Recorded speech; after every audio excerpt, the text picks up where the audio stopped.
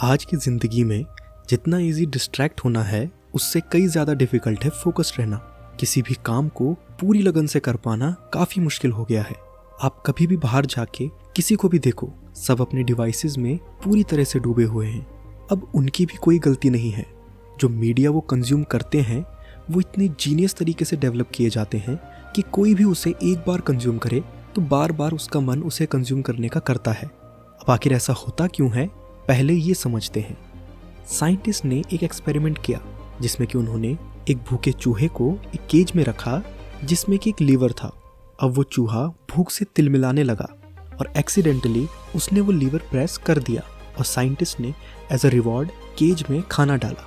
अब वो चूहा समझ चुका था कि जैसे ही लीवर प्रेस करेंगे तो खाना आएगा। ऐसा करते करते अब साइंटिस्ट ने उसे लीवर प्रेस करने पर रैंडमली खाना देना शुरू किया। यानी जब चूहे ने दोबारा लीवर प्रेस किया तो खाना नहीं आया, पर जैसे ही उसने फिर से प्रेस किया तो खाना आया। अगली बार प्रेस किया तो नहीं आया और दोबारा प्रेस किया तो ज़्यादा खाना आया। इन अलग अलग टाइमिंग में अलग अलग प्रपोर्शन में मिलने वाले खाने या कहीं रिवॉर्ड की वजह से अब वो चूहा लीवर प्रेस करने से एडिक्टेड हो चुका था।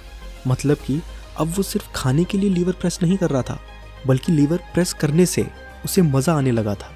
इस सिस्टम को वेरिएबल रिवॉर्ड सिस्टम कहते हैं और लगभग सारी सॉफ्टवेयर कंपनीज इसे यूज़ करती हैं। आप चाहे गेम खेलो, सोशल मीडिया सर्फ करो या कोई वेब सीरीज़ देखो, जैसे चूहे को पता था कि उसे लीवर प्रेस करने से खाना मिलेगा, वैसे ही हमें भी पता है कि अगर हम गेम खेलते हैं तो हमें कुछ रिवॉर्ड ज़रूर मिलेगा। हम सोशल मीडिया सर्फ करेंगे तो ऐसा कंटेंट मिलेगा जो कि हमें एंटरटेन करेगा एंड सो ऑन।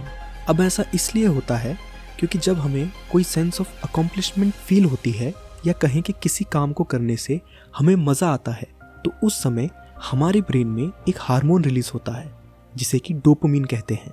और अगर हम वही सेम एक्टिविटी जिससे कि डोपामिन रिलीज हुआ हो बार बार करते हैं तो हर बार उससे रिलीज होने वाला डोपामिन कम होता जाता है, जिससे कि हम वही सेम चीज़ और भी ज़्यादा करने लगते हैं ताकि ज़्यादा डोपामिन रिलीज हो। और दोस्तों, इसी स्टेट को एडिक्शन कहते हैं। अब जब हम ये समझ चुके हैं कि एडिक्शन क्यों होता है और सभी एंटरटेनमेंट कंपनीज कैसे हमें अपने प्रोडक्ट से एडिक्ट करती हैं, तो ये समझना आसान होगा कि इससे कैसे बाहर निकला जाए। साइंटिस्ट ने अपनी रिसर्च से ये जाना है कि अगर हम कोई भी एक्टिविटी 21 दिन तक रिपीटेडली करते हैं तो हम उसके लिए हैबिट डेवलप कर लेते हैं। यानी अगर हम चाहें कि हम इंस्टाग्राम के एडिक्शन को छोड़ दें तो हमें 21 दिन तक इंस्टाग्राम नहीं चलाना होगा, जिसकी वजह से उससे मिलने वाला डोपामिन डिटॉक्स हो जाएगा और हम इंस्टाग्राम के एडिक्शन से फ्री हो जाएंगे। अब जितना आसान ये सुनने में लगता है उतना ही डिफ़िकल्ट इसको इम्प्लीमेंट करना है। अगर आपने कभी ये 21 डेज चैलेंज लिया होगा तो आपको पता होगा कि मैं क्या कह रहा हूँ। अब सवाल ये आता है कि बिना फेल हुए इस चैलेंज को कंप्लीट कैसे करें। तो जैसे लोहे को लोहा काटता है वैसे ही हमें डोपामिन को डोपामिन से हराना होगा। यानी अगर आपको इंस्टाग्राम को 21 डेज तक यूज़ नहीं करना है तो उसकी जगह आपको कोई और हैबिट स्टार्ट करनी होगी। जैसे जब भी आपको अर्ज उठे कि इंस्टाग्राम चलाना है तो आप उसकी जगह बुक रीडिंग स्टार्ट कर सकते हैं।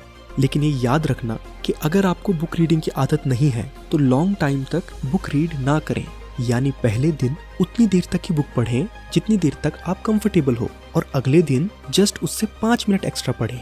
ऐसे 5-5 मिनट आप बढ़ाते रहें और 21 डेज चैलेंज कब पूरा हो जाएगा आपको पता भी नहीं चलेगा और एक बढ़िया बुक रीडिंग हैबिट आपकी डेवलप हो जाएगी।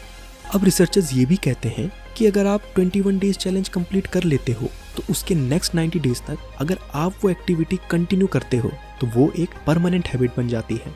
और इसमें कमाल की बात यह है कि 21 डेज कंप्लीट होने के बाद वो 90 डेज बहुत ही आसानी से कंप्लीट हो जाते हैं, जिसके लिए आपको ज़्यादा एफर्ट नहीं लगाना पड़ता। तो यही है वो तरीका जिससे कि आप अपना कोई भी एडिक्शन दूर कर अपनी मनचाही हैबिट को डेवलप कर सकते हो।